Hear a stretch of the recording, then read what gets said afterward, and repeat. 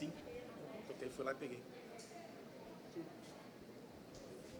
O computador de João Paulo está sem ele. Tudo bem. Os louvores, tá? Sem. Aí, conduz mais a igreja no sentido de... É tudo música conhecida, graças a Deus. Ainda bem. Eles estão tentando resolver, mas até lá...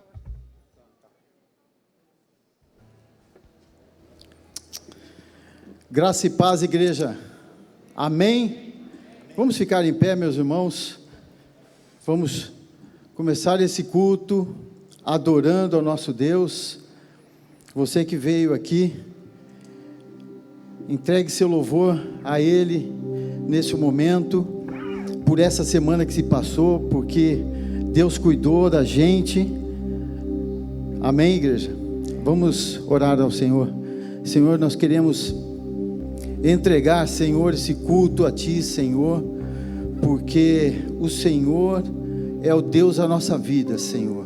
O Senhor cuidou de nós nesses dias, nessa semana, Senhor, e nós cremos que cuidará, Senhor.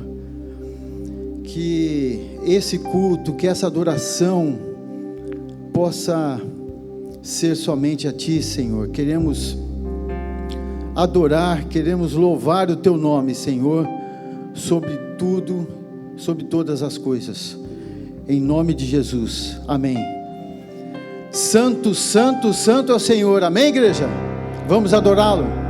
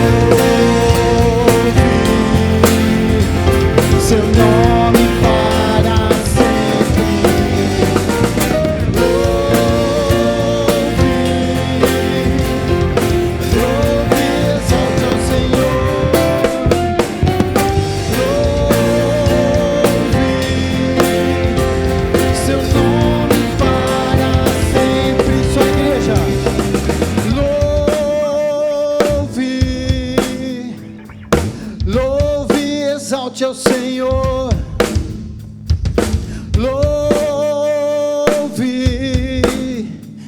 seu nome para sempre.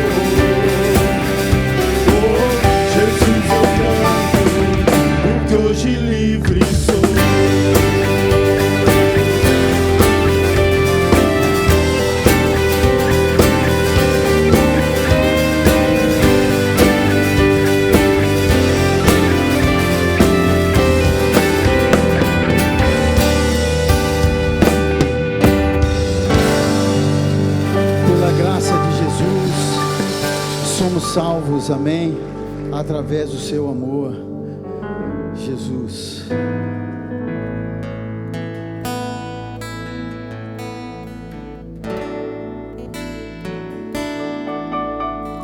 Grande é o Senhor e muito digno de louvor. Na cidade do nosso Deus, seu santo monte, a alegria de toda a terra.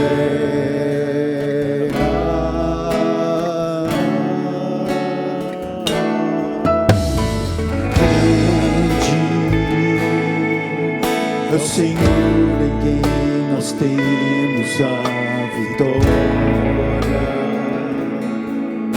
e que nos ajuda contra o inimigo. Por isso diante dele nos prostramos.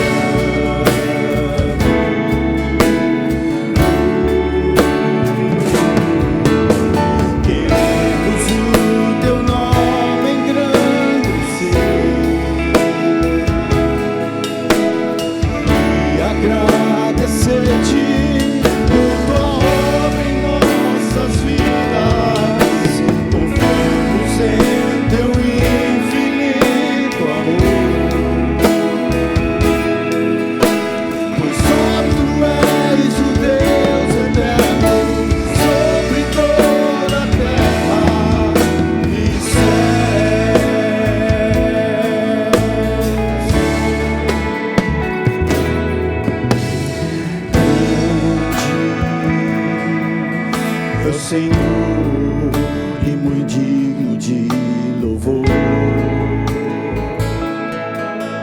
Na cidade do nosso Deus, seu santo monte,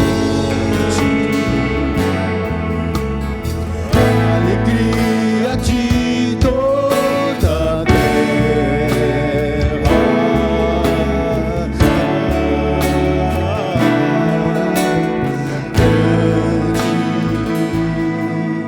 É o Senhor em quem nós temos a vitória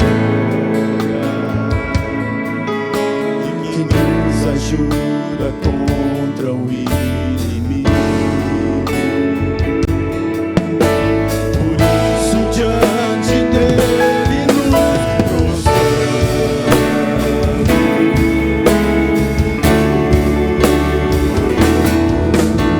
Queremos o teu nome engrandecer e agradecer-te por tua obra em nossas vidas.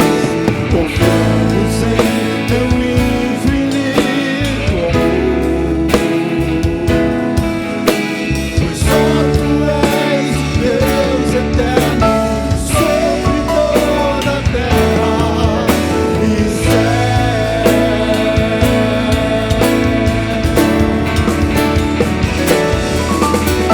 Queremos o teu nome engrandecer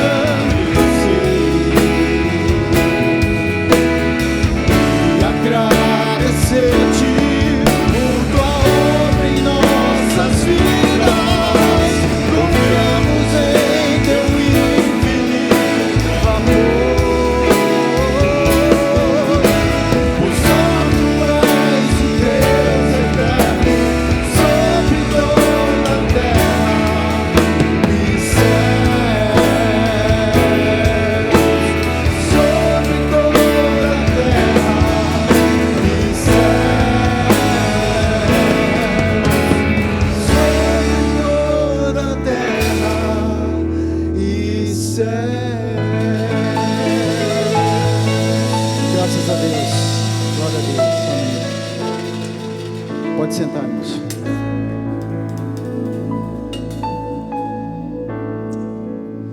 Bom dia a todos, vocês que estão aqui, vocês que estão em casa também. A palavra de Deus nos diz assim, 1 Tessalonicenses 5:18, 5:17. Orem sem cessar. orem continuamente, orem sempre, em todos os momentos, em todas as circunstâncias. Aqui não é apenas um marcador de tempo, ou seja, manhã, tarde, noite, de madrugada, o tempo todo, mas é um marcador também de intensidade. Isto é, que a sua vida e a minha vida sejam definidas pela oração, que nós sejamos gente de oração, homens e mulheres de oração. Nós precisamos orar, sobretudo num tempo como este, difícil, nós precisamos orar. Nós precisamos orar para que o nosso coração seja blindado, não alienado, mas que o nosso coração seja protegido. Nós precisamos orar para que o nosso coração seja fortalecido, como disse o apóstolo Paulo. Coração fortalecido, cheio da presença de Deus, intensamente conectado com o que Deus está realizando no mundo, conectado com as notícias do céu, com as notícias que nos vêm a partir da palavra, com as boas notícias, um coração encorajado. Essa tem sido a minha oração, que o meu coração seja protegido do medo, o medo deste mundo, o medo de perder, o medo de ser contaminado por este vírus, por uma nova variante, por uma nova circunstância, o medo de se perder nesse emaranhado de teologias e doutrinas equivocadas que surgem num tempo como este. Que o nosso coração seja blindado, que o coração dos seus filhinhos seja protegido também, o coração dos avós, o coração dos pais. Nós oramos para que o nosso coração descanse na presença do Altíssimo, na presença do Todo-Poderoso. Nós precisamos orar uns pelos outros também. Há situações muito específicas. Vamos orar pelo pastor Otton Lima. O pastor Otton, infelizmente, foi entubado ontem. Ele está lutando contra a Covid. Ele chegou em nossa igreja, foi pastor muitos anos da Igreja Batista Nacional. E na sua aposentadoria ele desejou muito estar com a gente aqui. Já tinha muitos amigos e fez novos amigos aqui. Vamos orar por ele. Levante um clamor com a sua família também pela vida do pastor Otton. Vamos orar pelo pastor Flávio e a pastora Cris. Estão com sintomas gripais fortíssimos. Precisamos colocar a vida do pastor Flávio diante de Deus e da pastora Cris também. Orar pelo Maurício e pela irmã Rosa. Eles estão bem, não estão com nenhuma doença, mas estão, especialmente o Maurício, está triste no dia de hoje. Vamos agradecer pela recuperação dos irmãos Sírio, Alzicleide, se recuperando da Covid, Ana Raquel, o irmão Paulo, a irmã Nilva e tantos outros que eu não tenho o nome aqui. Luci Natália também se recuperando da Covid. Vamos orar pelo irmão Djalma, pela Celi. Vamos orar pela irmã Isabel, que fez uma cirurgia ontem. Eu faço questão de ler esses nomes que me chegaram durante a semana, porque alguns deles estão acompanhando aí, e é tão bom quando nós percebemos que há um povo de Deus intercedendo, orando. Vamos orar pela Cleide, que fez uma cirurgia, o irmão Alessandro, José Guilherme, Zenite Prado, a Eliane Prado, o Carlos, a Ana Maria, a Zélia e o Luciano. E além disso, vamos orar pela Lucila, que é a mãe da nossa irmã Ruth, que é diaconisa. Vamos apresentar os corações que estão enlutados também. O coração da Meila e de toda a sua família, o meu coração também, pela perda do meu sogro e minha sogra. A família do pastor Paulo Albuquerque e a família do pastor Elias Carvalho de Sá. E orar por sua vida. Se você puder, coloque-se de joelhos, só se puder. Se não, curve-se na presença do Senhor. Na oração nós encontramos calma, na oração nós encontramos as palavras. E às vezes, sem palavras, Deus nos interpreta, nos ouve. Pai, nós estamos reunidos em nome de Jesus nesta manhã para orar. Primeiro nós queremos dizer muito obrigado. O nosso coração se enche de gratidão porque temos um livre acesso à presença do Senhor dos Senhores, à presença de um Pai amoroso, livre acesso pelo sangue de Cristo Jesus a um novo e vivo caminho. Então o nosso coração descansa nesta convicção.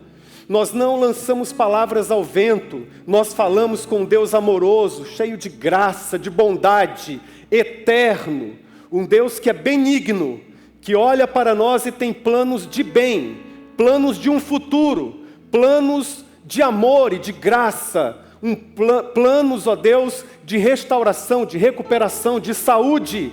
O nosso coração, portanto, se alegra e está agradecido, porque oramos em o nome de Jesus e o Senhor nos ouve, o Senhor nos escuta. O Senhor, ó Deus, tem um coração extraordinariamente belo e bom e benigno. E apresentamos todas essas causas diante do Senhor. Erguemos um clamor pela vida do pastor Otton, ó Deus, das situações que foram lidas aí, quem sabe a dele seja mais delicada, mais difícil. Ali está uma de suas filhinhas com ele, segurando em sua mão naquele leito de UTI. Mas além das mãos, ó Deus, da sua filhinha, nós pedimos que a tua mão poderosa de Pai segure firmemente na mão do pastor Otton agora e o erga deste leito, e o erga, ó Deus, desta enfermidade, e que ele seja restaurado, que ele seja curado. Manifesta essa palavra abençoadora, vivificadora na vida da Celi, na vida, ó Deus, da Luci Natália, na vida, ó Deus, das famílias enlutadas, na vida do Paulo, da Nilva, do Círio, da Osicleide, da Ana Raquel, de tantos outros nomes que foram mencionados, na vida dos meus irmãos que estão aqui. Nós estamos na casa de oração. O Senhor nos aconchega, nos abraça, nos restaura, nos coloca de pé. Esse mundo, ó Deus, está à deriva, nós não. Nós temos Jesus no barco e vai ficar tudo bem, vai passar. Proteja o nosso coração, livra-nos do medo, este medo mundano, este medo, ó Deus, que vem dizendo que não há esperança, que vai ser assim, que vai ser desse jeito. A palavra profética diz que não, nós seremos guardados, protegidos, porque estamos selados com o Espírito Santo da promessa. O Senhor tem planos na vida da tua igreja, a tua igreja não irá naufragar, bendito seja o nome do Senhor. Temos a oração com a voz muitas vezes embargada, triste, outras vezes com a voz radiante, alegre. Temos a oração mesmo sem voz, apenas sentimentos, o balbuciar de palavras como o coração de Ana, que não falava uma frase sequer, mas estava em fervente oração. A oração com palavras, a oração sem palavras, a oração com lágrimas, a oração dos meus irmãos aqui nesta manhã, a oração dos teus filhos, são os teus filhos, meu Deus. Olhe para os teus filhos nesta manhã, erga o cansado, renove as forças do que está desanimado, encoraja o que está temeroso, corrija, ó Deus, as conexões psiquiátricas, neurológicas, daqueles que estão angustiados, perturbados. Espírito Santo de Deus, faça a tua obra nesta manhã. Nós clamamos, nós suplicamos. Espírito Santo de Deus, nosso amigo, realize a tua obra poderosa no nosso meio. Espírito Santo de Deus, torna-nos conscientes da tua presença viva neste lugar. Alegra o coração dos teus filhos, fortaleça o coração dos teus filhos.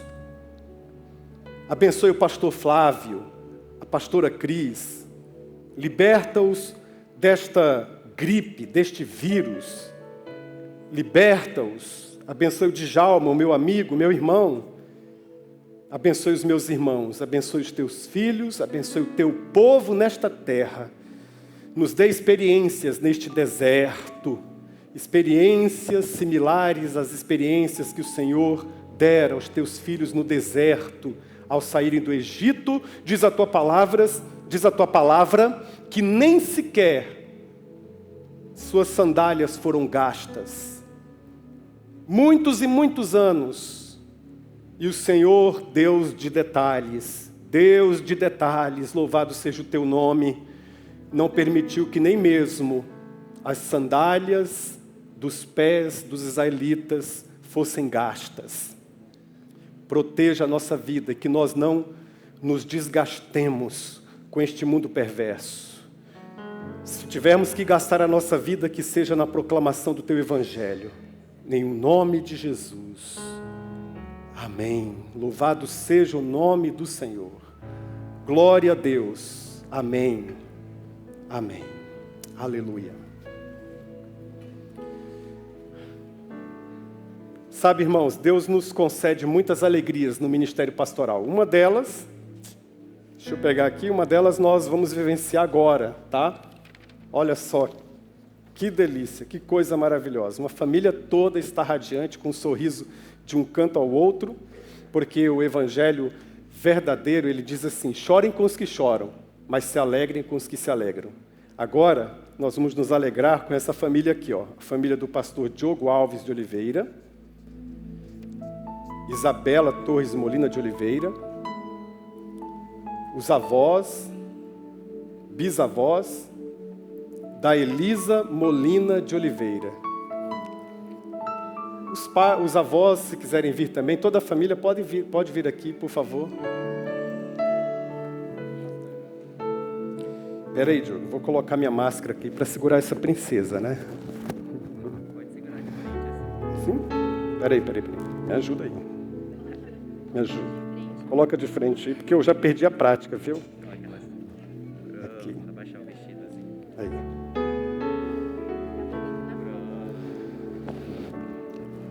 Essa é a Elisa. Fica aqui pertinho, pastor Diogo. Aqui os avós, bisavós, família toda, os tios. O pastor Diogo está me lembrando aqui que ele e a Isabela foram apresentados aqui neste altar também. Que coisa linda, né, irmãos? Que coisa linda. E agora eles trazem aqui a filhinha, a Elisa, para ser apresentada também. Nós nos baseamos na palavra de Deus, no exemplo de Jesus. E também, especialmente em 1 Coríntios capítulo 7, que diz que os pais crentes consagram a vida dos seus filhos. Sabe, irmãos, nós somos meio loucos, os cristãos. Nós entregamos os nossos filhos, o futuro dos nossos filhos, nas mãos de alguém invisível. Aos olhos humanos isso é loucura. Mas aos olhos de Deus está aqui, ó. Há alguns anos foi apresentado aqui um jovenzinho, eu acho que era muito lindo com certeza, chamado Diogo. E hoje temos aqui um pastor. Há alguns anos foi apresentada aqui uma moça linda, essa eu tenho certeza, era linda. A Isabela, e aqui temos uma esposa de um pastor, uma pastora. Não no título, mas na função. E agora, nós temos aqui uma moça linda que vai ser apresentada neste momento. Eu peço que você estenda a sua mão e nós oraremos juntos. Pai, estamos felizes nesta manhã em apresentar a Elisa como fruto de uma família missionária, uma família missional. Que Elisa cresça em graça, sabedoria diante do Senhor, diante da sociedade. Que ela cresça livre, ó Deus, das más companhias, das más influências.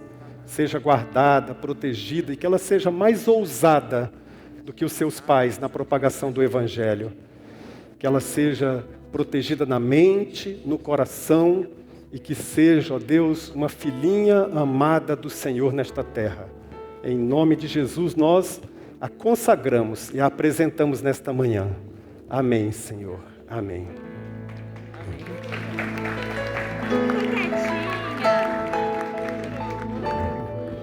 Deus abençoe. Deus abençoe a todos vocês.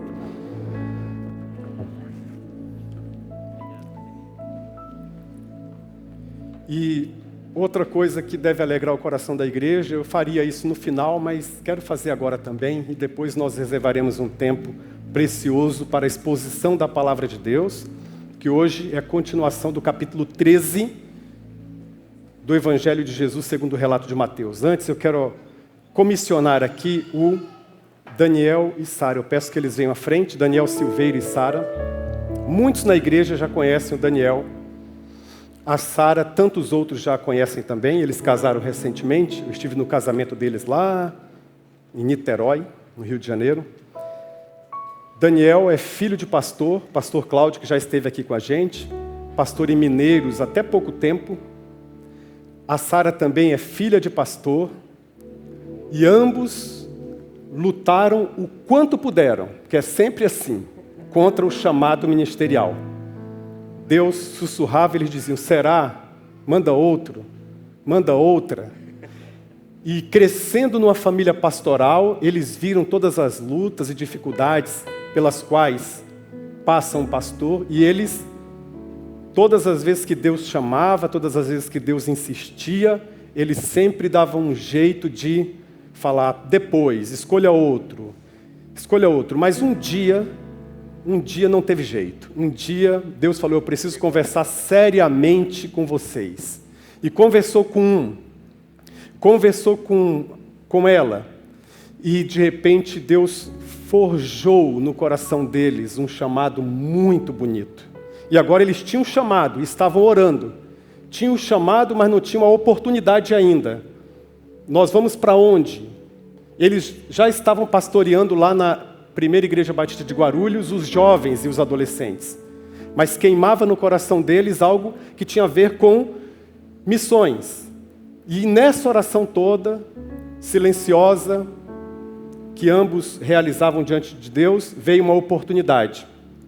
Pastor Cristiano Pessetti, da Igreja Batista Referencial de Vida, lá no Rio de Janeiro, e eu, estávamos conversando sobre uma modalidade nova, uma visão nova de plantação de igrejas, de olhar para o reino de Deus numa cidade, num contexto local, e alcançar a cidade, olhar para a cidade como um todo.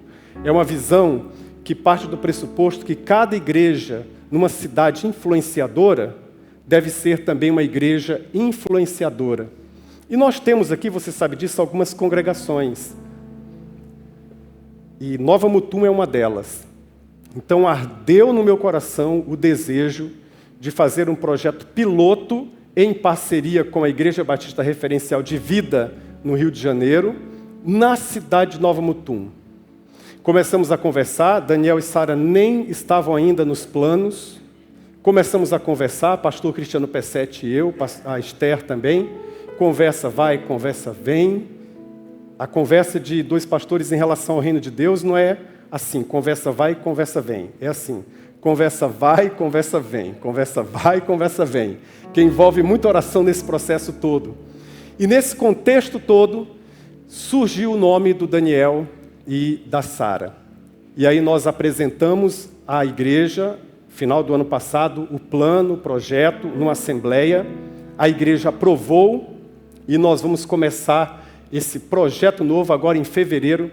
Eu quero que vocês deem uma breve palavra, ajude aí com o microfone, aqui, já está aqui, sobre essa expectativa que vocês têm. Começa em fevereiro, eles já vão estar lá a partir de amanhã ou depois, mas dia 6 de fevereiro, 4, 5 e 6, já tem uma atividade lá, e a inauguração desse projeto novo é no final de semana do dia 12 e 13, mas eles vão dar alguns detalhes sobre isso. Por favor. Bom dia, igreja. Desligado.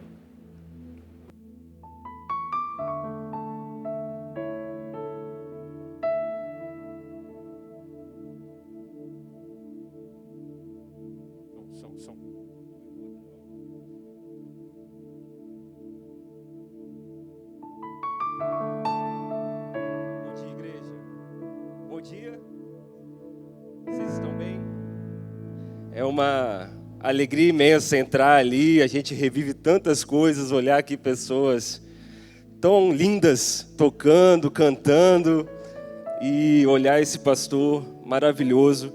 Eu queria, igreja, nesse momento, antes da gente falar sobre o projeto, eu queria dar um testemunho de quantas vezes eu fui abençoado aqui nessa igreja.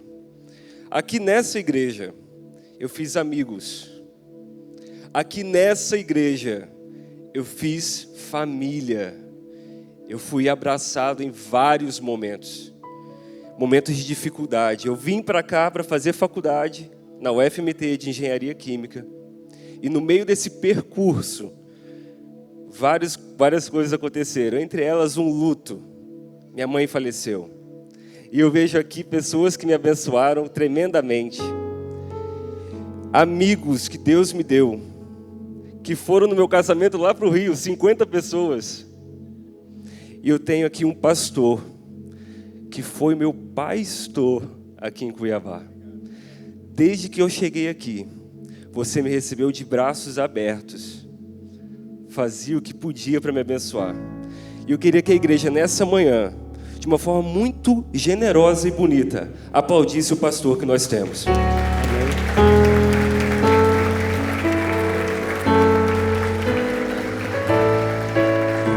Você é um homem de Deus. Glória amo a Deus. muito a sua vida, amo muito a vida da Mela, da sua família, da Thalita, da Thaís. Vocês são bênçãos. Então, irmãos, nós estamos aqui com um propósito e um projeto. Nós estamos aqui mega entusiasmados para o que Deus vai fazer na cidade de Nova Mutum. Amém? Amém. Quantos creem que Deus pode fazer um milagre em Nova Mutum? Eu creio. Nós cremos nisso.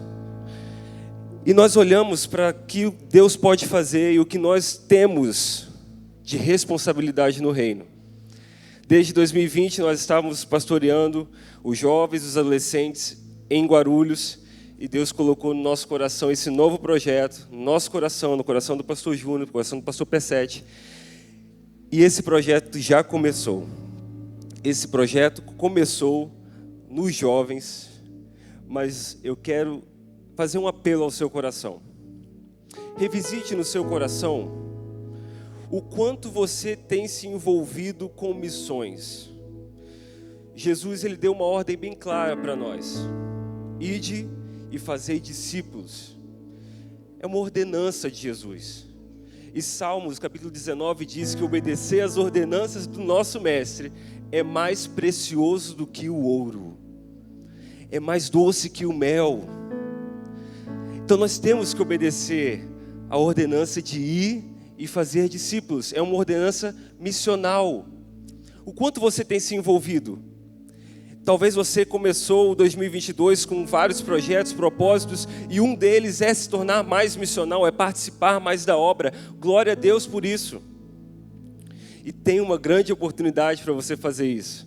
Nos próximos finais de semana, o final de semana do 4, 5 e 6. 4, 5 e 6, isso mesmo. 4, 5 e 6 nós teremos um projeto chamado Casa de Paz. Nós iremos para Nova Mutum. Nós nos dividiremos em duplas e nós iremos visitar as casas, promovendo a paz de Cristo. Assim como os 70 foram enviados para promover a paz em duplas, Jesus falou: vocês vão ser os antecessores do meu trabalho. Então nós somos enviados e vamos para aquela cidade, indo de casa em casa, promovendo a paz de Cristo em busca de almas que estão perdidas. Eu não sei quanto tempo você frequenta a PIB de Cuiabá, eu não sei quanto você se envolveu em missões, mas essa é uma oportunidade riquíssima de você se envolver e do nome de Deus ser engrandecido através da sua vida. E o nome de Deus sendo engrandecido através da sua vida, eu tenho certeza que você será muito edificado. Muito edificado. Então participe, nós estaremos aqui no final. Você pode nos procurar para saber mais sobre o projeto. Nós estaremos aqui, com certeza, com muita alegria no nosso coração, para poder te falar mais sobre ele. E é uma alegria estar junto com o pastor Júnior, junto com o pastor Cristiano P7. Ele falou que ia estar acompanhando a gente online. Então, um beijo para o pastor Cristiano P7. Nós amamos também vocês. É uma honra estar trabalhando com homens de Deus. E é uma honra estar aqui nessa manhã. Amém? Amém. Sara quer falar alguma coisa? Cansada da viagem? Tá bom, Deus abençoe. Irmãos, então é isso. Primeira etapa é esse envolvimento, engajamento missionário lá em Nova Mutum nos dias 4, 5 e 6. Procurem o pastor Daniel, a Sara, ao final deste culto. E a segunda etapa é a inauguração. Tá? Nós sairemos daqui, se Deus nos permitir, com um ônibus, no dia 13, após o almoço, para a inauguração do projeto lá em Nova Mutum. Então, aqueça o seu coração, ore, busque a presença de Deus e diga assim: como é que eu posso me envolver com esse projeto?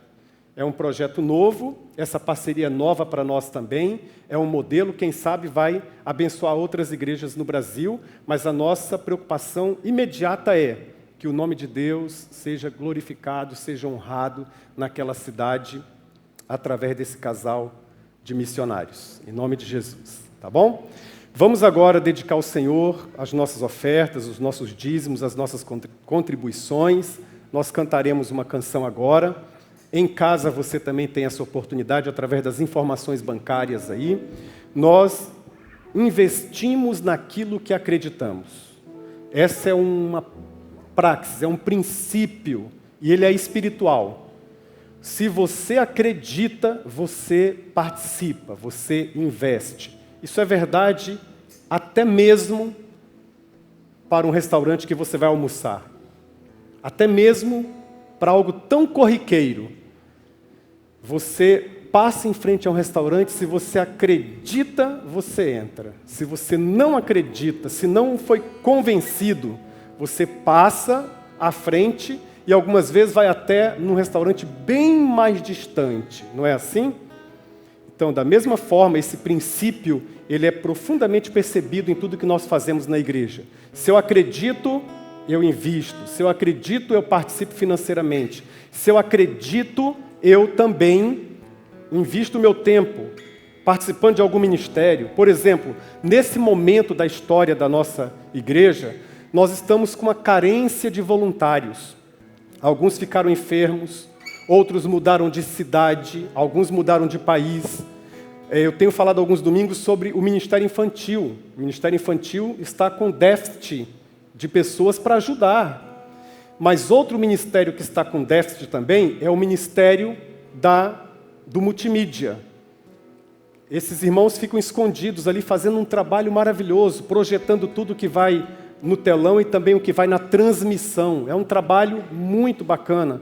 Então, se você tem um conhecimento mínimo de informática, você pode receber um pequeno treinamento e se voluntariar, dedicar o seu tempo também. Se acredita no que nós estamos fazendo aqui, pensa em investir um tempo.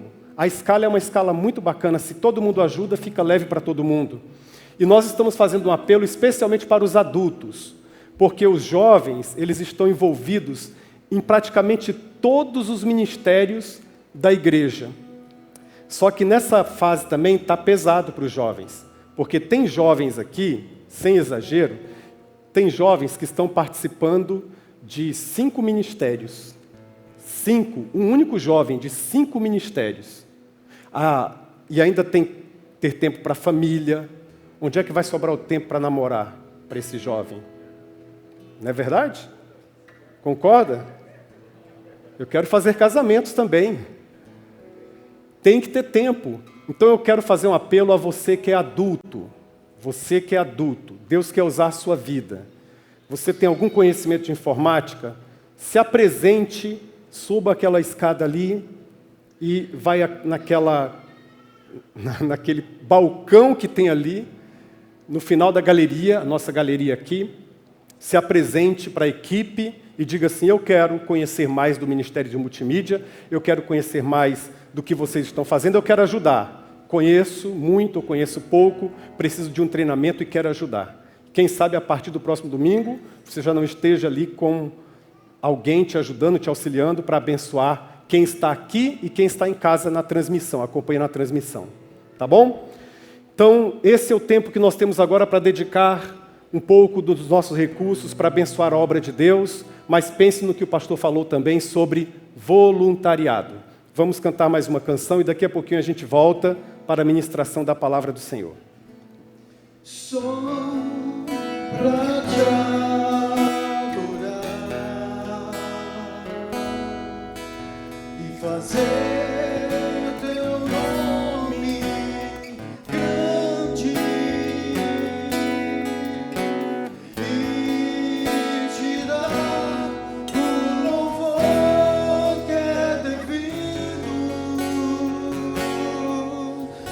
Estamos nós aqui.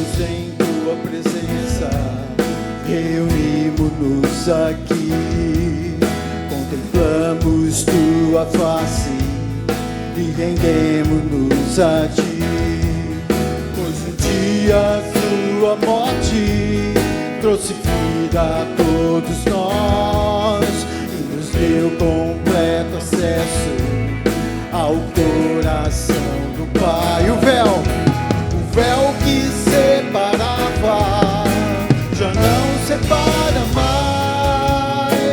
A luz que outrora apagada agora brilha e cada dia brilha mais.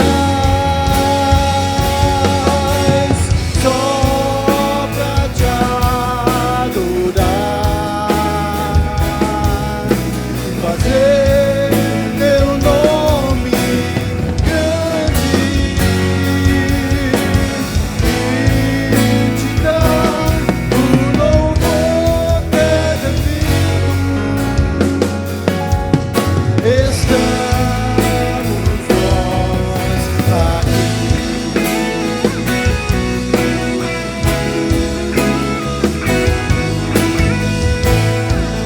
Vamos ficar em pé, irmãos. Vamos cantar novamente.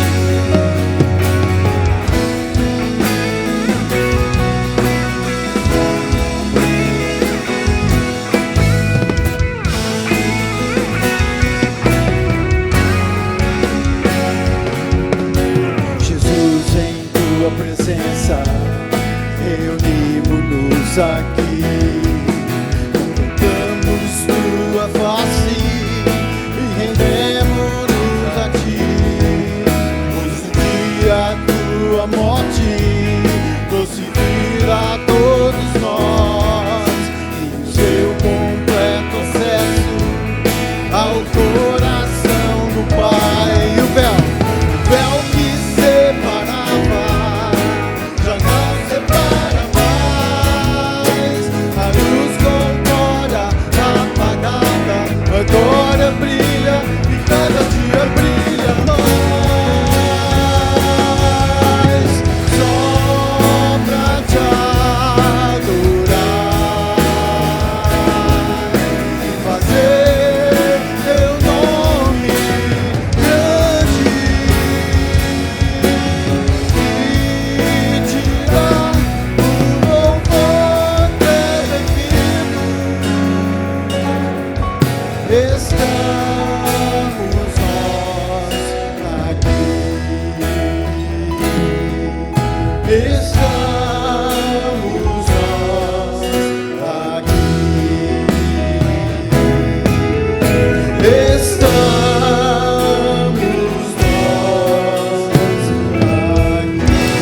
nós aqui. Graças a Deus. Pai Celestial, abençoa-nos agora, enquanto ouviremos a Tua palavra, que é mais poderosa do que a nossa mente, do que as nossas distrações, do que os nossos conceitos e até mesmo do que os nossos preconceitos. Toca no coração dos meus irmãos enquanto a palavra for dirigida à mente e ao coração de cada um deles. Em nome de Jesus. Amém. Os irmãos podem se sentar. Mateus capítulo 13. Evangelho de Jesus, segundo o relato de Mateus, capítulo 13. Vamos pensar hoje no tema enredados pela vida. Enredados de rede. Essa palavra enredados significa caiu na rede, está na rede. E essa é a parábola da rede. Essa é a parábola da rede do reino de Deus. A partir do verso 47, diz assim a Bíblia: o reino dos céus é ainda como uma rede que é lançada ao mar e apanha toda sorte de peixes.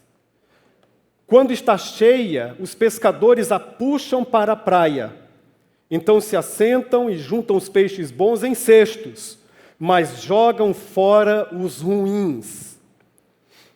Assim acontecerá no fim desta era. Os anjos virão, separarão os perversos dos justos e lançarão os perversos na fornalha ardente, onde haverá choro e ranger de dentes. Então perguntou Jesus: vocês entenderam todas essas coisas? Sim, responderam eles.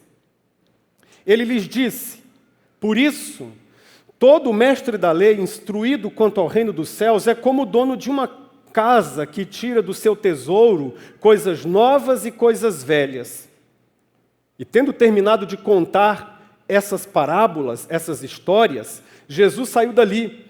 Chegando à sua cidade, começou a ensinar o povo na sinagoga, e todos ficaram admirados e perguntavam: de onde lhe vem esta sabedoria e estes poderes miraculosos?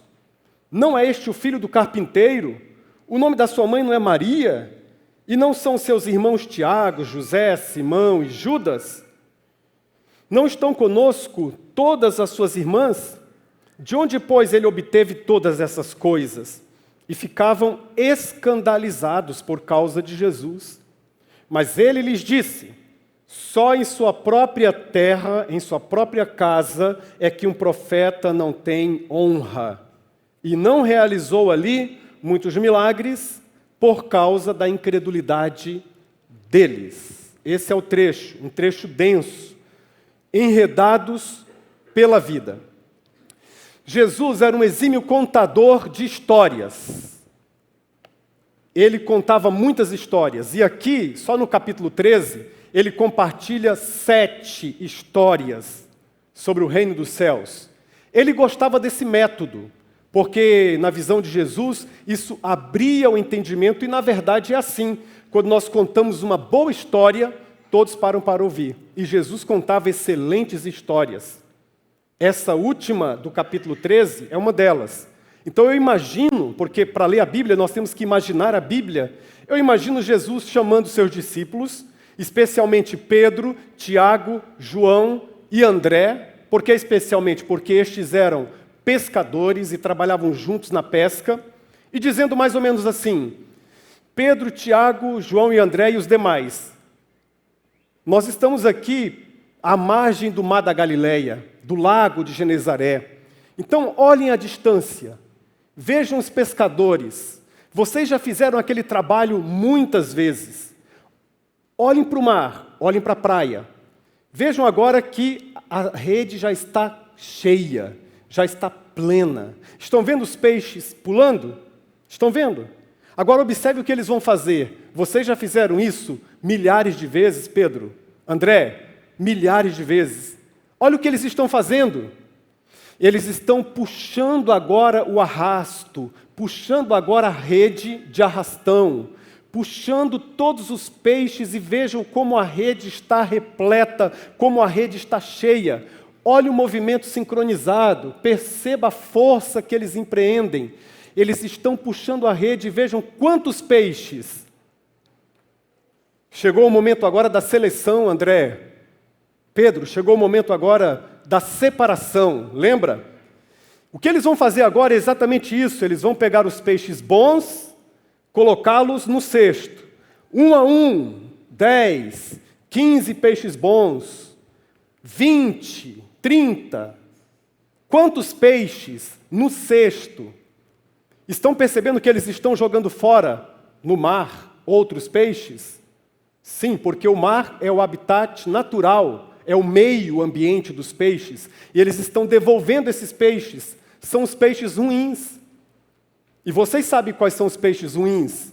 São aqueles peixes que, de acordo com o Antigo Testamento, especialmente o Levítico, são impróprios para o consumo. São os peixes com barbatana e sem escamas, que nós, judeus, não podemos comer desses peixes. Eles são impróprios para o consumo, e na lei de Deus está escrito, num dos mandamentos da Torá, da lei de Deus, está escrito que nós não devemos comer. E por que isso? Qual a razão? Hein, Tiago? André, qual a razão? A principal razão é que o Criador queria deixar um princípio, um segredo para cada um de nós. Qual seja? Que nós não devemos engolir tudo nesta terra. Que lição maravilhosa e tão simples. Nós não podemos engolir qualquer coisa. Esse mundo é um mundo de muitos conteúdos e vão muitas vezes tentar, desculpe a expressão, tentar fazer descer esses conteúdos goela abaixo. Mas vocês precisam, e a lei de Deus vai educá-los, vai ensiná-los. A lei de Deus vai prover vocês. Compreender um fato básico da existência. Não podem engolir tudo. Não engulam tudo. Tem coisa que você tem que vomitar, você tem que deixar de fora do seu menu, de fora do seu cardápio. E como nós precisamos aprender isso hoje? Tantos conteúdos, a disponibilidade de tantas nuvens e tantos conteúdos nessas nuvens, e a palavra de Deus continua atual. Basta saber ler. Nós não podemos engolir tudo. Tem coisas que nós podemos aceitar neste mundo, tem coisas que nós não vamos aceitar, tem coisas que nós vamos nos alimentar e tem coisas que nós não nos alimentaremos. A carta aos Hebreus diz: é bom que o coração se alimente com a graça e não com outros alimentos que não fazem bem algum aos que com eles se exercitam. Entenderam? Pedro, Tiago, João, André e os demais discípulos. Ah, sim, compreendemos, entendemos sim. Então, agora eu quero pegar isso que vocês fizeram a vida toda antes de eu chamá-los para o ministério. Eu quero pegar essa cena que está vívida diante dos olhos e da mente de vocês e eu quero transformar isso numa lição espiritual. Porque eu sou um contador de histórias, eu quero transformar isso, eu, Jesus, quero dizer que, da mesma forma como vocês viram a pescaria, viram o arrasto, o puxar da rede, e depois um cesto, a seleção, peixes bons no cesto, peixes ruins lançados fora, da mesma forma, no fim desta era, no fim da história, em algum momento que você não sabe, eu não sei, só o Pai sabe.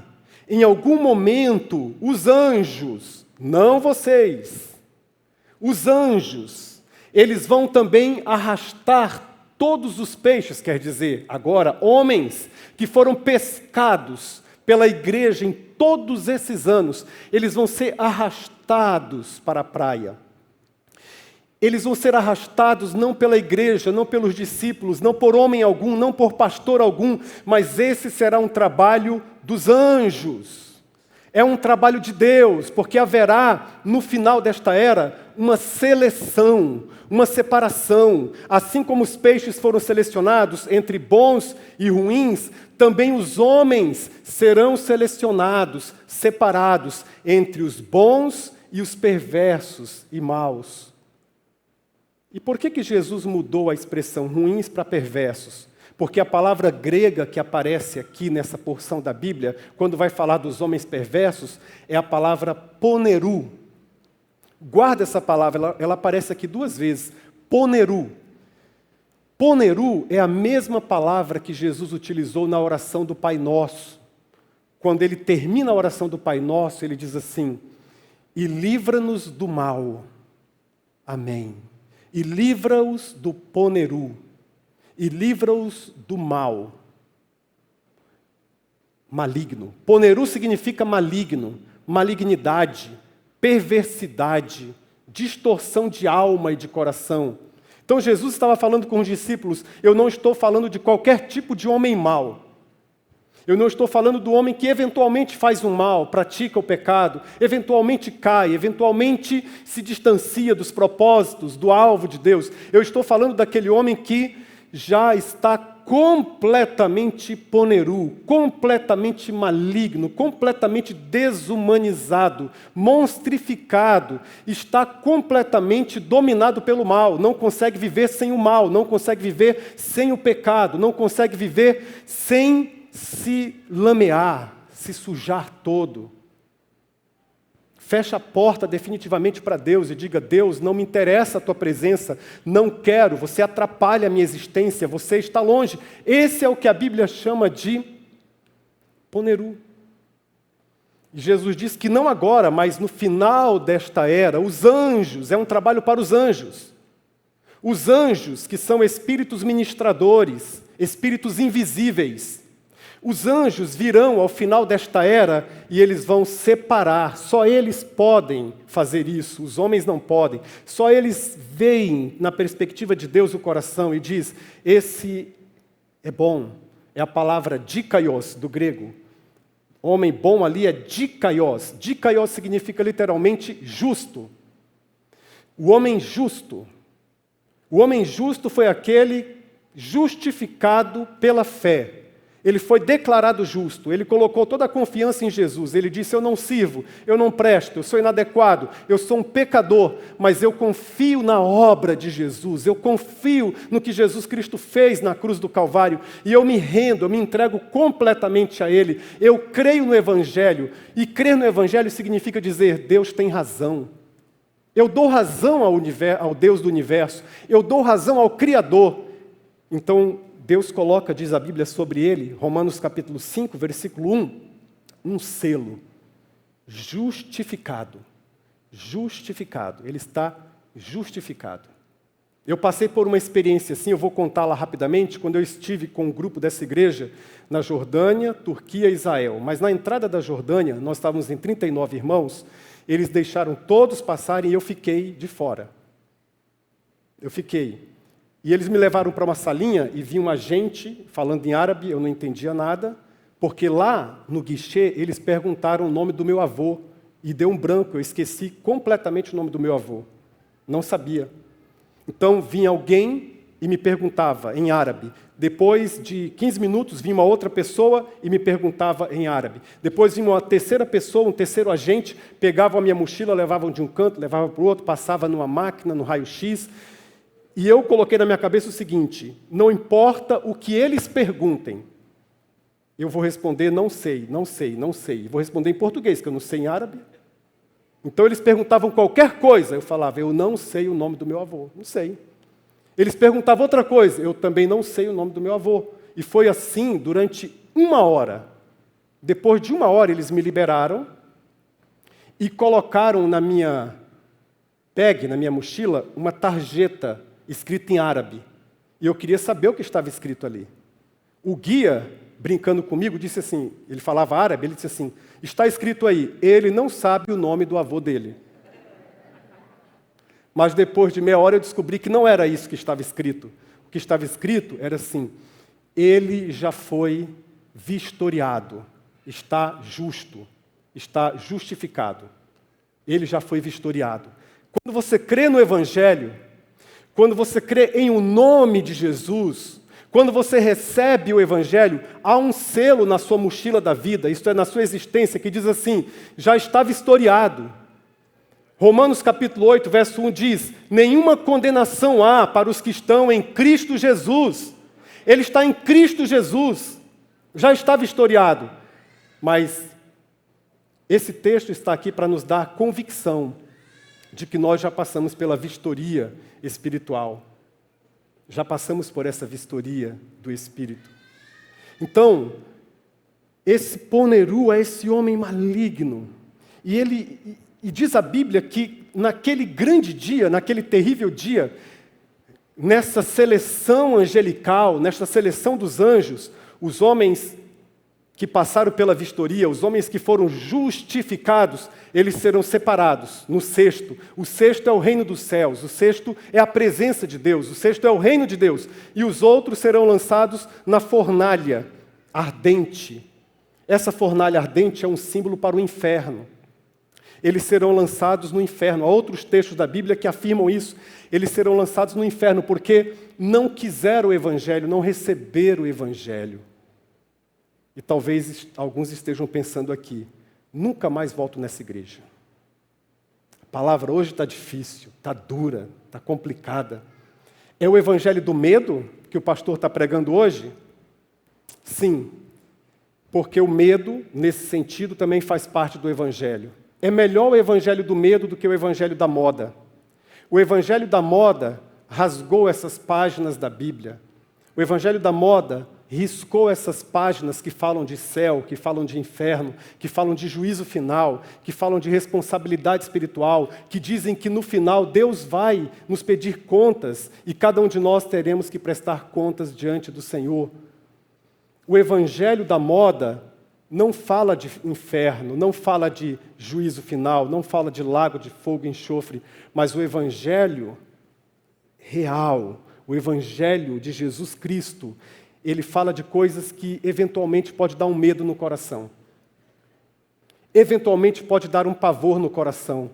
E se der esse pavor, você não vai ser dominado por este medo. Ele vai ser apenas um pequeno insight, um pequeno sinalizador, para que você descubra depois o que está escrito sobre mim, o que está escrito sobre a minha vida, o que está escrito aqui, e que o Senhor hoje ainda diga ao seu coração, está escrito que você já foi vistoriado, justificado, portanto você tem paz com Deus e irá para o sexto no último dia. Louvado seja o nome do Senhor.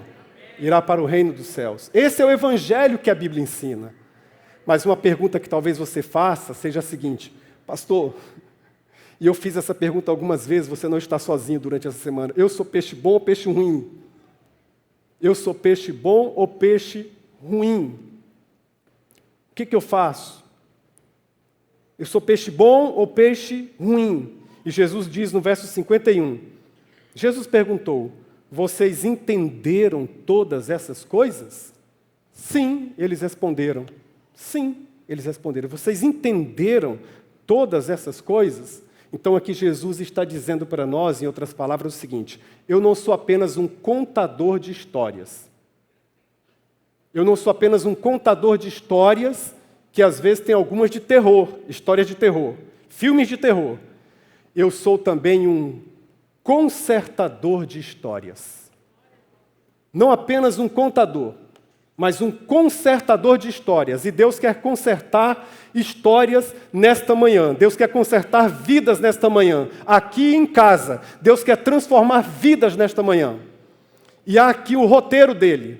Há um enredo dele. Aliás, essa palavra enredo também vem de rede. Enredo significa na rede.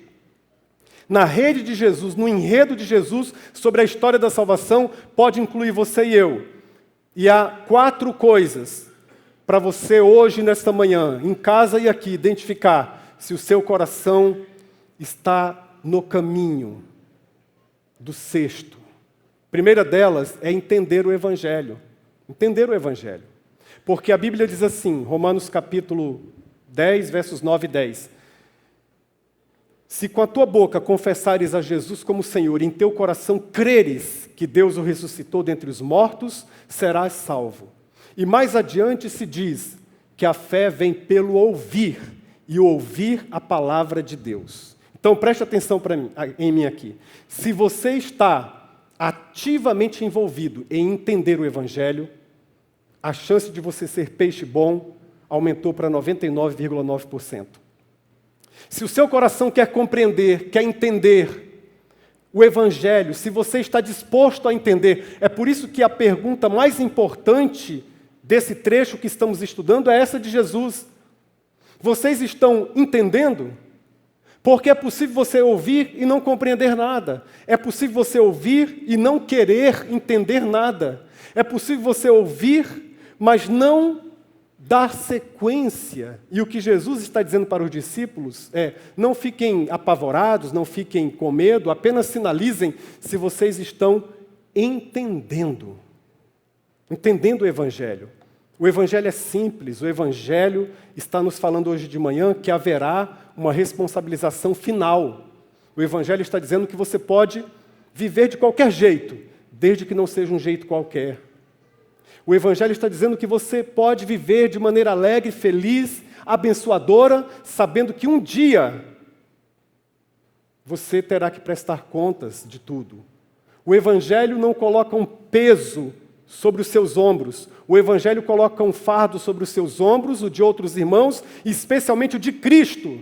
O Evangelho diz: a porta é estreita, o caminho é estreito, mas quando você olhar para o lado, você encontra a figura do Cordeiro de Deus, a figura de Jesus te ajudando. Vamos lá, vamos adiante, você dá conta, você consegue, eu te empodero, eu te encorajo, eu te abençoo, eu te salvo. O seu nome está escrito no livro da vida. Você não está sozinho, você tem o Espírito de Deus. Mas começa aqui, entender. E para entender, eu preciso me expor ao Evangelho em pregações, na leitura diária da Bíblia. na participação de grupos de estudo da palavra, eu tenho que entender, compreender. Segunda coisa que Jesus ensina é que eu tenho que receber essa palavra, receber esse evangelho como um tesouro, porque diz assim: e ele lhes disse, por isso todo mestre da lei, instruído quanto ao reino dos céus, é como dono de uma casa, que tira do seu tesouro coisas novas e coisas velhas. Esse texto aqui é fabuloso, eu acho extraordinário, porque muitas pessoas estão dizendo nos dias de hoje, o Velho Testamento não serve para nada. Ei, escute, o Velho Testamento é palavra de Deus, assim como o Novo Testamento, mas precisa saber tirar o que é tesouro para a igreja hoje. Precisa saber, e o Espírito Santo que vai iluminar o seu coração. Jesus está dizendo, você tem que receber o Evangelho como tesouro. Como é que funciona isso? Como é que funciona isso, pastor? É simples. Eu estou com um problema no meu casamento. Um exemplo. Eu vou na palavra e escolho os princípios, tanto do Antigo como do Novo, e aplico na minha vida. Eu estou com um problema no relacionamento com os meus filhos, com as minhas filhas, no caso. Eu vou na palavra e pergunto, o que a palavra de Deus tem a me dizer sobre isso? O que a palavra de Deus tem a me dizer sobre essa questão? E eu tiro o tesouro. Às vezes é um tesouro do Antigo Testamento, às vezes é um tesouro do Novo Testamento, mas eu sempre sou enriquecido, louvado seja o nome do Senhor. Eu tenho um segredo para contar para vocês. Todas as vezes que eu perguntei sinceramente sobre qual é o tesouro que eu posso dispor agora para pagar essa conta na minha casa, para pagar essa conta no ministério, eu tenho que contar um segredo para vocês. Todas as vezes que eu fiz essa pergunta, o Senhor me respondeu, Ele nunca me deixou sem respostas. Essa palavra é tesouro, louvado seja o nome do Senhor. Mas tem que ter a paciência de ir para a palavra. Há uma denominação, eu não vou citar qual é, mas que tem uma prática que eu particularmente aprecio muito. Cada crente, ao sair de casa, ele vai buscar a palavra. Ele diz, eu vou em busca da palavra. E significa que ele vai ouvir atentamente o sermão do pastor, a palavra do pastor, porque ele crê que enquanto o pastor estiver pregando, o Espírito Santo pode mandar um recadinho especial para você, e é impressionante como eles têm respostas e respostas e respostas. Como é que eu posso buscar respostas se eu nunca pergunto? Como é que eu posso recebê-las se eu nunca me empenho em Deus? Como é que eu posso receber essas perguntas se eu nunca me exponho? Se no seu coração, mesmo que você não conheça muito, mesmo que você não entenda muito ainda, porque começa pequenininho, mas se no seu coração você diz assim, o Evangelho é o meu tesouro, o Evangelho é um tesouro maravilhoso. Isso é um sinal extraordinário de que você é esse justificado, pulsando no seu coração o desejo de aprender. Como é que eu aplico a palavra nos meus negócios, nas minhas finanças, no trato com o meu marido, com a minha esposa, com os meus filhos, na igreja? Como é que eu faço? Receber o Evangelho como tesouro. E, na sequência disso, aplicar a palavra. Não basta conhecer, mas aplicar a palavra. Eu aprendo, eu pratico. Eu aprendo, eu aplico. E eu quero dizer outro segredo para vocês. Uma das maiores dificuldades que eu tive na aplicação da palavra foi na questão do perdão. Perdoar pessoas que fizeram mal contra você, que te apunhalaram pelas costas, que te traíram muitas vezes. Essa é uma das coisas mais complicadas, porque você sabe que Deus quer que você perdoe, você sabe que é necessário, você sabe que a ausência de perdão pode trazer muitos prejuízos até para a sua saúde física, isso já está claro.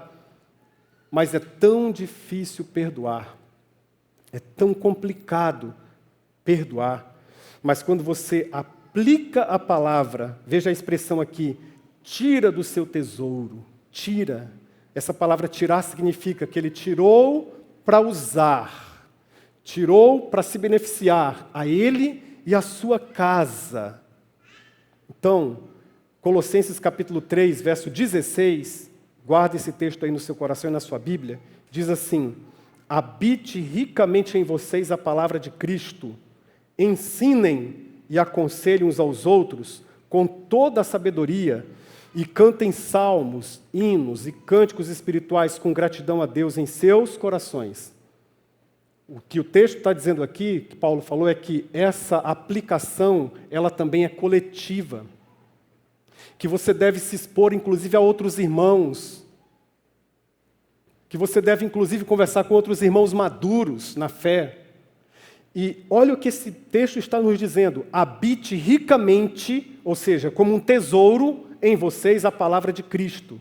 E aí vem o que nós podemos fazer quando a gente descobre esse tesouro. Ele diz 2 coisas pelo menos. Ensinem e aconselhem-se uns aos outros com toda a sabedoria. Ou seja, o sonho de Jesus, o sonho de Paulo, de todos os apóstolos, é o sonho de um pastor também, é que a igreja seja essa comunidade da reciprocidade, da mutualidade, de uns aos outros, e não um aos outros. Sabe o que acontece muitas vezes? É que a igreja enxerga no pastor que ele tem um tesouro do evangelho nele. Se não fosse assim, o pastor nem poderia ser o pastor da igreja. Que ele está entesourado, que ele entesourou o evangelho. E aí, a lógica mais natural é a seguinte: então eu vou procurar o pastor. Isso funciona numa igreja de 30 membros, de 40 membros, de 50 membros, de 100 membros. Mas isso já começa a ficar complicado numa igreja de 200 membros, de 300 membros, de 400 membros, de 1.000 membros. E vai chegar um momento em que alguém vai se sentir empobrecido na fé.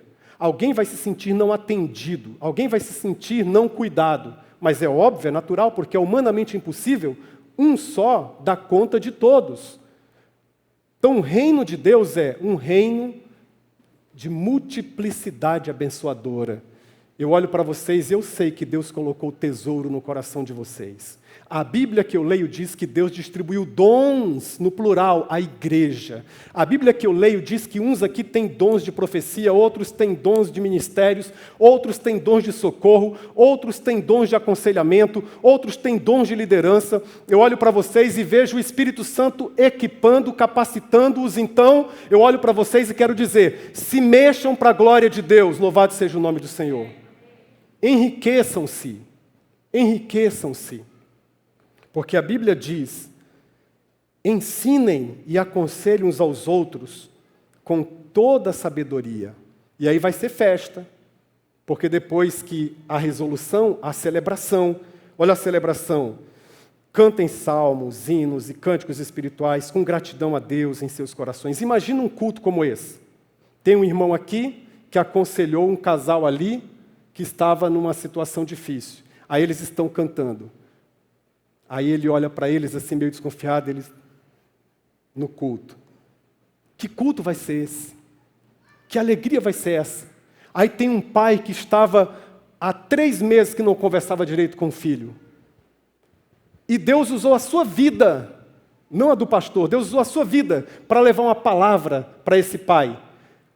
Aí você está orando aqui, o pai entra com o filho, olha para você, dá um toquezinho, você assim de joelhos, olha para ele e diz assim, obrigado, obrigado. Eu vim com meu filho ao culto. Imagina um culto como este. Imagina a festa, a celebração. Aí você está aqui neste culto e você ministrou durante a semana, você enriqueceu durante a semana com a palavra uma mulher que estava trancafiada num quarto com sentimentos depressivos, com angústia. Você sentiu o Espírito Santo dizendo, liga, e você ligou, você orou, ficou 2 horas no telefone com essa pessoa, e ela que estava 4 meses sem sair de casa, no domingo vem aqui e chega alegre e diz assim, Deus está me alegrando, ainda está difícil, eu tenho momentos ruins, eu tenho momentos de melancolia, mas aquele dia quando você ligou, eu senti a presença do Espírito Santo de Deus. Imagina como um culto vai ser diferente. Imagina. Agora, um culto de consumidores na fé é um culto triste.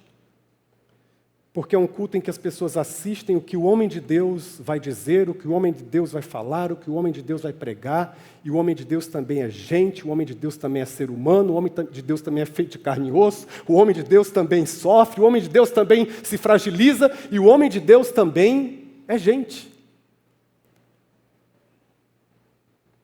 Então, maior entesouramento, maior alegria.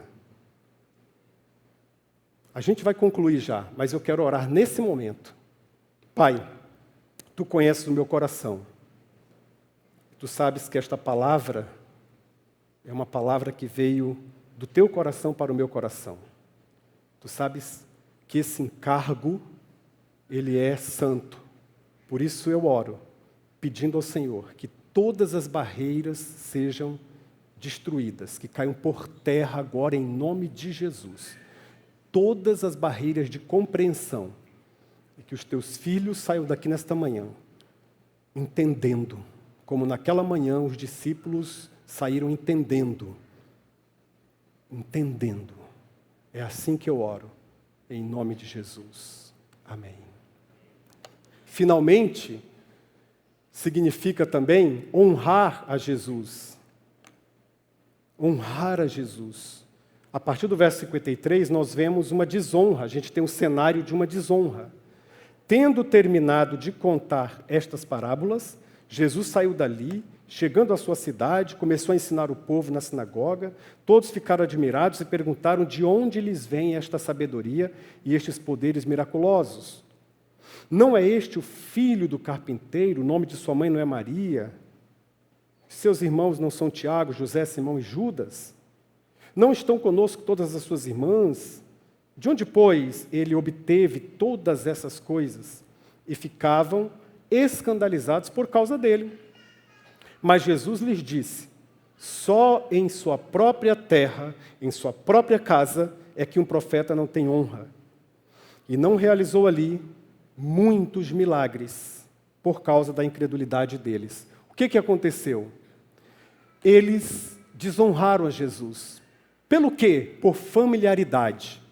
Eles estavam tão acostumados em enxergar Jesus ali no meio deles. Ah, é o irmão de Judas, o irmão de Tiago, Judas não Iscariotes. Suas irmãs estão aí entre nós, ó. Nós vimos esse Jesus crescer.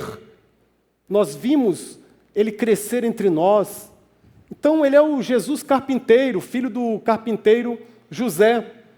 Nós vimos, inclusive, a casa do fulano foi construída por ele e pelo seu pai, porque o carpinteiro na época era também um pedreiro. A palavra teknon, ela serve tanto para mexer com pedras e mexer com madeiras. Então ele construiu algumas casas, e nós estamos aqui vendo Jesus. Ele é tão similar, ele é tão semelhante, ele é tão dos nossos, ele é o filho de Maria, ele é filho do carpinteiro, e eles fecharam completamente o coração. Nós, especialmente nós que estamos há muitos anos na igreja, Jesus corre o risco de se tornar familiar demais para nós.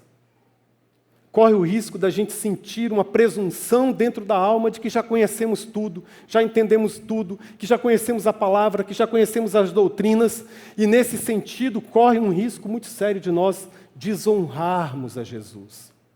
Honrar a Jesus significa reconhecê-lo. Honrar a Jesus significa separar tempo para Ele. Honrar a Jesus significa glorificá-lo em casa e na congregação. Significa você jamais permitir que a sua alma se acostume.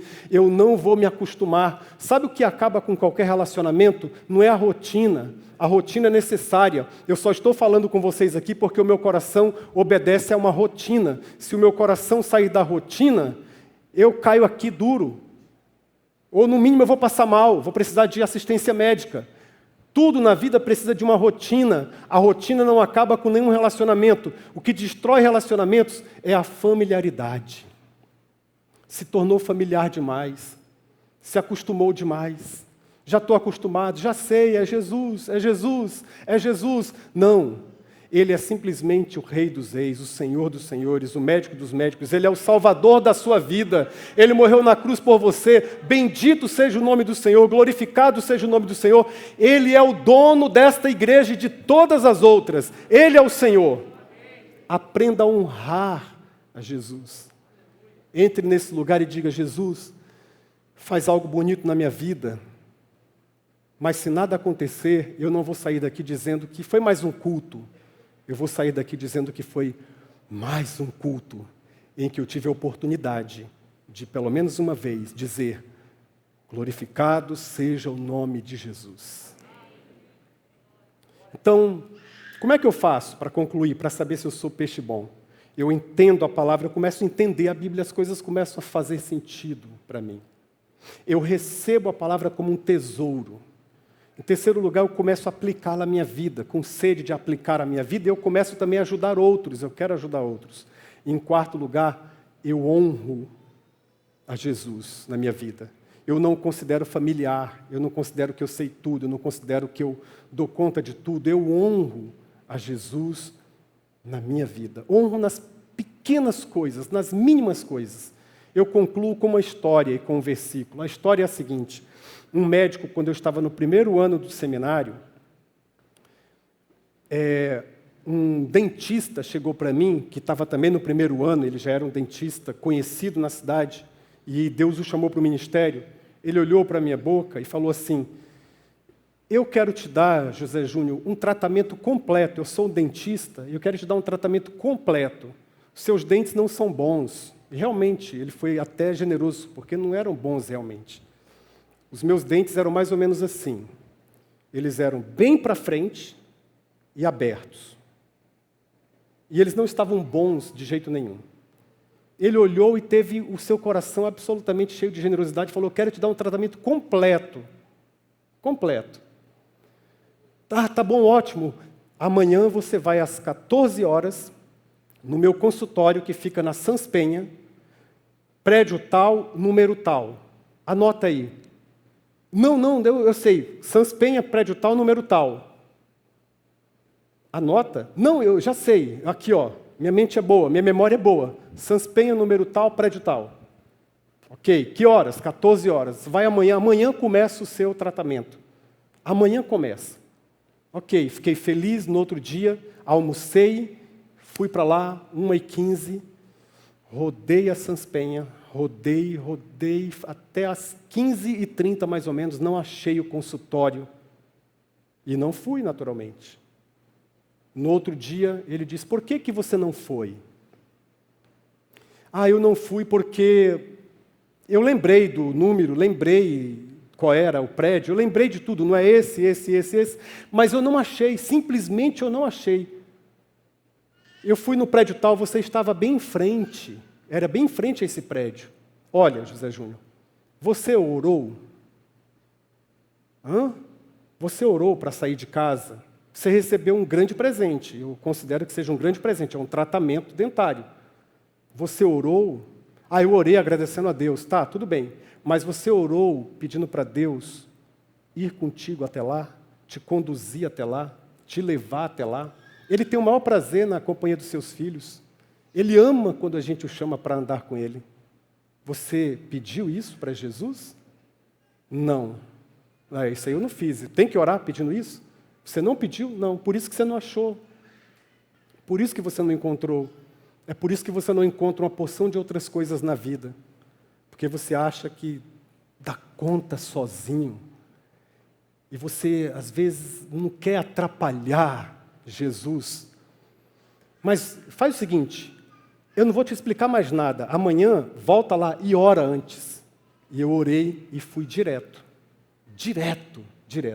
Deus me deu essa experiência pelo seguinte: honrar a Jesus, viver com Jesus, é viver uma vida de tanta comunhão com Jesus, que você faz dele, ou ele faz de você, melhor dizendo. Você não faz nada, na verdade.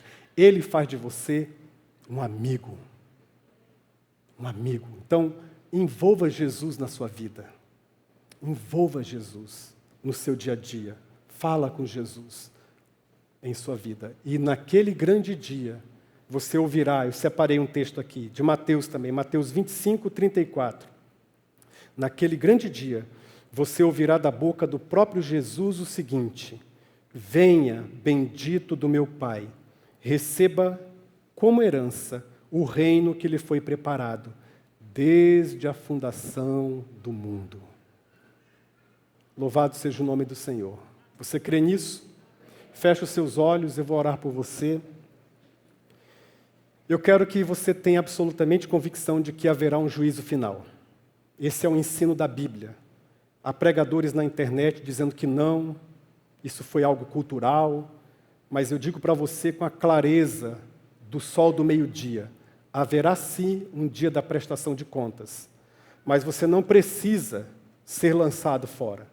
Você pode, e Deus quer, e Jesus anseia por isso, você pode estar no cesto da graça e da misericórdia do Senhor. Você pode estar enredado pela vida de Jesus. Você já está na rede, você já caiu na rede. E você pode não apenas ouvir a história do contador de histórias, você pode entregar a sua vida ao consertador de histórias. Porque ele não é um simples contador de histórias, ele é um consertador de histórias. Ele consertou a vida de um menino deprimido, chamado José Júnior Oliveira da Silva, Ele consertou a vida quando eu tinha 16 anos. Ele deu jeito, ele deu forma, ele consertou e disse, você é meu, você me pertence, você é meu. E ele pode fazer isso com qualquer pessoa. Ele fez isso com várias outras pessoas que escutam este sermão, esta mensagem, neste dia. E ele pode fazer hoje, Então, aqui em casa, se alguém que deseja arrepender-se dos seus erros, dos seus pecados, talvez você nunca fez este compromisso de entregar a sua vida a Jesus e dizer, transforma-me, muda-me, conserta-me. Se você já fez isso, não precisa fazer de novo. Se você já fez com convicção, não precisa fazer novamente. Precisa apenas dizer, ô Senhor, me ajuda a continuar na tua trama, na tua rede, me ajuda a continuar recebendo esses fios de mudança, de transformação, mas a palavra que eu tenho a dizer aqui e também na live é para aqueles que nunca tiveram a oportunidade de publicamente expressar esse desejo de ser transformado, de ser consertado por Jesus. E Deus trouxe você aqui nesta manhã, e se você deseja entregar sua vida para Jesus, arrependido dos seus pecados e dizer, eu quero Jesus, eu quero essa mudança, eu quero essa transformação, eu quero não apenas ouvir as bonitas histórias, eu quero que o consertador de histórias transforme a minha vida. Então eu vou orar por você. Se você está aqui e deseja pedir isso a Jesus e fazer isso e se comprometer com Jesus, onde você está aqui no santuário e também em casa, eu peço que você erga uma de suas mãos e eu vou orar por você em seguida. Alguém? Levante bem alto sua mão. Deus abençoe, filhas. Deus te abençoe, filho. Deus abençoe, filha. Mais alguém? Pode baixar a mão. Deus abençoe, filho. Na galeria, Deus te abençoe. Já vi. Glória a Deus. Aí, em casa, você pode sinalizar no chat e alguém, um dos pastores, talvez o pastor Gilson, o pastor Diogo, vai entrar em contato com você também, te dar boas-vindas aí. Ou alguém do chat pode fazer isso em nome de Jesus e em nome dessa igreja. Pai, faça algo bonito agora que o Senhor já fez milhares e milhares de vezes. Escreva o nome destas pessoas no livro da vida. E escreva o nome de Jesus no coração delas. Que elas entendam o Evangelho, recebam como tesouro, apliquem e pratiquem o Evangelho e honrem a Jesus em suas vidas. Nos mínimos detalhes, em todos os detalhes da existência. Eu oro por todos nós agora, que o Senhor, ó Deus, nos dê essa consciência abençoadora de que estamos na rede e precisamos ajudar outros homens. Somos pescadores de homens. E às vezes envolve cuidar, limpar, zelar, abençoar, enriquecer a vida de outros com a Tua palavra. Em nome de Jesus nós oramos. Que o amor de Deus Pai, a graça bendita de Jesus e a comunhão do Espírito Santo seja com esta igreja espalhada por toda a face da terra e aqui também, hoje e para sempre. Amém e amém.